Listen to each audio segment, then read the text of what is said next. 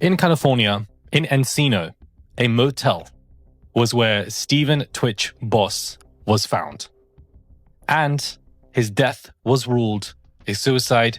A note was found as well, discussing hardships that he was going through. He checked into this property, guys, Monday, and his body was discovered by motel staff on Tuesday when they entered the room.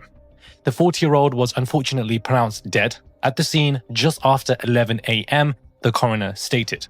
Fans have tried to understand. People have tried to understand the motive behind his passing. Theories have run wild on the internet for the past couple of years. TMZ reported that his note, the suicide note, alluded to past challenges he faced, and theories have uprooted in regards to financial issues that could be the reason that he's referring to. However, the dancer was not experiencing any financial hardship at all in the time leading up to his death, nor has anybody in his family or his wife, Alison, even mentioned financial issues. The seemingly jubilant performer's unexpected passing also took entertainment figures aback, such as Ellen and a dozen of fellow colleagues in the workplace, taking to social media to mourn him, send condolences, and just shocked at everything that had taken place. Twitch was the kindest, warmest, sweetest soul I had met in this business. He lifted everyone up around him. He made a point to check in on me and my family because that was who he was, a truly good soul who cared deeply about others. He was a source of inspiration to not only the dance community, but the world at large. My name is Murad Murali. Hopefully you guys are all keeping well today. Daily and consistent content. The death of Twitch is something that has always puzzled me for so long. I mean, you hold that. Okay, all right. I got this. Take two of the joke didn't work. Okay. I don't want no problem. No, it's okay. No, hold on. Hey, so cheers. Hey, Ellen, I heard you were sick, and look what I got you. Your boy. So whenever you get sick, you can have this. Thank you so much. That's sweet. I probably won't wear it, but Portia would. It's not odd upon me that it happened around the time that Ellen was also going through everything that she was going through at her workplace and the conditions. Even Alison releasing a book in regards to his passing and Twitch's family speaking up against it. It seems that this man had sharks swimming around him, and his death in a motel in California is very puzzling to me. This is a deep dive, just discussing his passing, what our theories are, what our conversations are, especially in the comments below in regards to this. Because I don't know about you, but I've always wanted to get to the bottom of what happened with Twitch, what was going on in his environment, what led him to this position, and if this was a suicide that took place in the motel. Now, there are reports that I feel like we should look into where, if you guys did not know, but Stephen himself had a very hard time during Ellen Degeneres and her workplace. He himself was also suffering, and it was a toxic scandal that also affected him as well. I strongly believe that he also is one of the employees that was going through forms of racism, that was going through forms of bullying, that was going through forms of intensity and pressure, but of course, Ellen did not care. Now, publicly, Ellen has given this man his flowers, congratulated him in front of people, in front of thousands in the audience. But as we know now, and as we've been known for the past couple of years, the Ellen who is public to us is very different to the Ellen behind the scenes. Complete 180 difference. So if she's publicly congratulating him, I doubt that she is privately congratulating him as well. But it was revealed that he was under pressure after the 2020 toxic workplace scandal that involved Ellen and some of her producers. At the time, a former employee anonymously accused Ellen of allowing racism, fear, and intimidation behind the scenes. So what makes you think that Twitch himself was not impacted by this racism? And that could have, led and contributed to him taking his own life if that took place.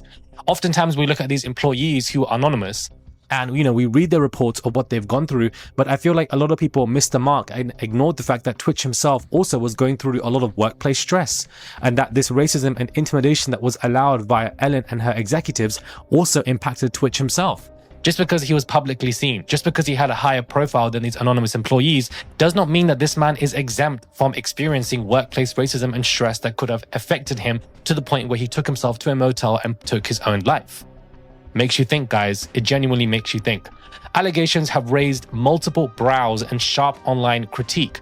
A lot of people were upset also with Twitch questioning why he was around this woman still, why he also, was basically trying to support her, which I don't think he was doing. But this all led to a significant amount of pressure that this man had gone through. Todrick Hall shared that he suspects that after the scandal, Twitch's mental health deteriorated even more. I don't know what was going on in his life that may have led him to make that choice, but I do understand right now that when I get online some days and you're in the wrong position, people do come for you in many areas. He was just somebody who always loved and supported me, Todrick Hall said. He was also another choreographer. He was also kind and down to earth, and he came over to my house a couple of times. Stephen Twitch died at 40 in LA, and according to TMZ, it was an apparent self-inflicted gunshot wound in a hotel. The publication informed that law enforcement sources revealed that his wife Alison arrived at an LAPD station telling her husband had left home without his car, which worried her because it was unlike him. Shortly after police got a call reporting a shooting inside a hotel in LA, and once officers arrived, TMZ confirmed that they found his body and a private funeral was held on January the 4th, 2023 in LA during a small and intimate service where only close family are allowed. I genuinely believe that when it comes to the mysterious death of Twitch, that everybody around him failed him. I do believe that high executives who also were enabling this intimidation and racist environment alongside Ellen also failed him. I also do believe that his family and his wife, Alison, also failed him, considering the fact that she was very quick to write this book. And Twitch's own family were coming out to basically say that this is the wrong thing for you to do. You're making money on his name. Why would you immediately run to write a book on somebody who is your husband, your partner? Because that doesn't make any sense to me. You can write a book in private as a grieving process, but once you put something out publicly, you immediately are making money on your husband's name who just took his own life. In my opinion, I do believe that was very insensitive. And I genuinely believe that the reason for this is that people around him have failed him. I do think that his death is also very mysterious. I do believe that if he did take his own life, I strongly believe it's because he obviously learned about information around people, including Ellen, that really troubled his spirits. It troubled him to a whole new level, because now we're at a point where we have gone through a P. Diddy trial where he's gone through so many civil lawsuits of being accused of SA, minors, sodomizing, and, a proper trial where he's gone down for 2 convictions, sex trafficking accused, Cassie, the freak-offs, her lawsuit, all of this stuff. We know that Diddy and Ellen love to party together and basically have great times, that perhaps he learned some information about her or about the industry in general that just simply tipped him off. I don't think that it costs us to be not naive. I don't think we should be naive, sorry. I don't think that we should sit here and assume that, whatever we've been told in articles is what we should believe. After these trials of all of these people that have come out in the past 2 years, which have exposed the industry alongside Cat Williams' interview, which basically opened the portal, we can't just sit here and believe the things that we're told to read. I genuinely believe that there is more that happened to this man, Twitch, because I also believe that he was affected by this workplace whole scandal. I believe that, he was also one of the employees that went through pressure. It wasn't just these anonymous employees who are still speaking out today. I don't think that Ellen and Twitch had this great relationship. Ellen is somebody who is a public PR queen. She knows to congratulate you in public and be friends with you in public, but behind closed doors, she's a completely different person per many of the employees that have worked for her that have come out to speak publicly. And I do believe that her relationship with Twitch was very performative, and behind the scenes, I don't think it was as strong. I think the family failed him as well, and I think everybody around him just failed him. I think that male suicide, male depression is something also that is just genuinely overlooked, and people just don't see it as a major issue. So this is what I mean when I say that he has all the money, you can have the fame and etc., but still so many people around you can fail you as well. I don't believe, I don't want to blame this man for taking his own life, because I think that is very insensitive, but I think that Twitch's passing in general is just very odd to me. The passing was very mysterious. Who did what? Was there anybody else in that motel? Also, how did they know to go check in on Tuesday or find out where he was? Of course, his wife went to LAPD. Why did he choose to not take his own car as well? He wasn't facing any hardships. He wasn't facing any financial hardships either, for those who think that this is what it was back in the day, because he had, a lot of coin.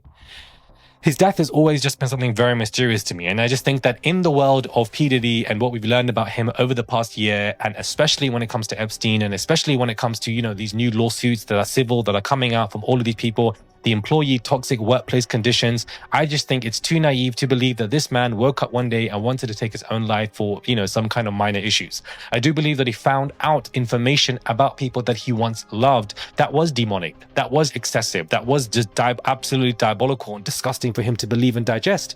And so therefore he just thought that, you know, along with other stresses, that this is something that tipped him over the edge.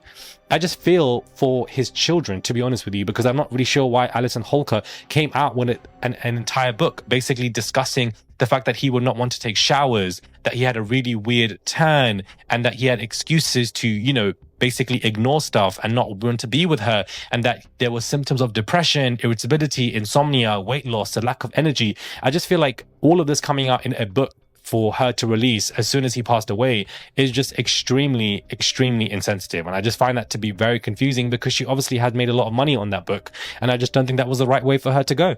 The book received mass criticism from many of Twitch's family members and loved ones for speaking on behalf of the late star and publicly sharing his struggles. She responds saying, "I want to be clear that my only intention is writing the book is to share my own story as well as a part of my life with Stephen." Share that story with a therapist. Share that story with your family. You don't need to make money on somebody's name. Let's not be dumb. You don't need to share that story publicly. Share it in a story publicly. You don't need to do it in a book where you know you're going to make money on somebody's life. This is what I mean, that even the people that are close to you, around you, also can make money from your name once you pass away. It's just very sad. Choose your people around you wisely. Choose your community around you wisely, because I believe when we are discussing the death of Twitch, everybody around him failed him. Let me know your thoughts are, guys, when it comes to this video. Do subscribe to the channel, comment down below, give this video a thumbs up. I would appreciate it. It's just one click to subscribe. That's all you guys have to do. Subscribe to the channel. Let me know what your thoughts are when it comes to this mini deep dive. And if you want to see any other deep dives, I think that these videos are very informative, and it reminds us of what has happened to some people that, you know, it's just very unfortunate. Do subscribe, comment down below, and I'll catch you guys soon for another video.